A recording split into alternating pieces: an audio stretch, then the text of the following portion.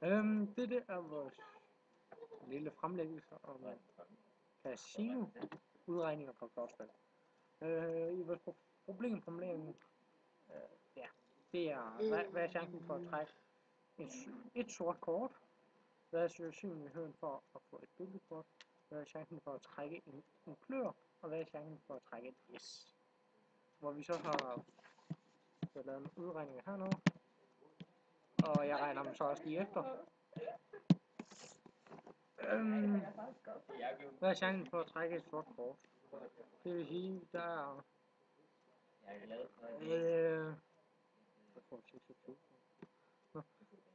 26 gange med 100 divideret. Det er fordi der er 26 sorte kort og 26 røde kort. Okay, divideret med 52. Skulle gerne give 50%. Som det. Så har vi, hvad er sandsynligheden for at få et billedkort? Det er altså, der er 12 billedkort. Gange med 100, fordi det er procent. Og så divideret med 2. Det er cirka 23. Så har vi, hvad er chancen for at trække en klør? Der er 13 klør. Det skal gange med 100, på grund af at det er procent stadigvæk. Lige med 25%. Så stor chance er der for at trække en klør. Hvad er chancen for at trække et S? Der er 4 S'er i kortspil. Som før. Så.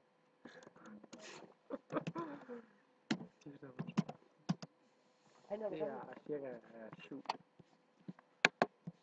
Og hvordan er det altså det, vi får den her ned? Og så vil jeg bare forklare lidt om resten. Ja, og så har vi et svar på problemstilling. Og ja, så fandt vi så ud af her, at etteren, det var jo, der hed spørgsmålet, hvad er chancen for at trække et sort kort? Og der fandt vi faktisk ud af, at der var 50% chance, det vil sige, det er 50-50. Og så toeren, det var så, hvad er sandsynligheden for at få et billedkort? Og det fandt vi så ud af, at det var 23%. Og ja, så var der 25% ved klør, og så 7,69 ved et S for at trække det.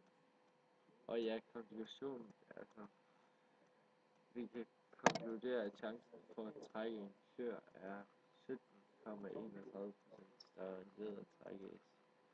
Og så har vi nogle kilder her nu.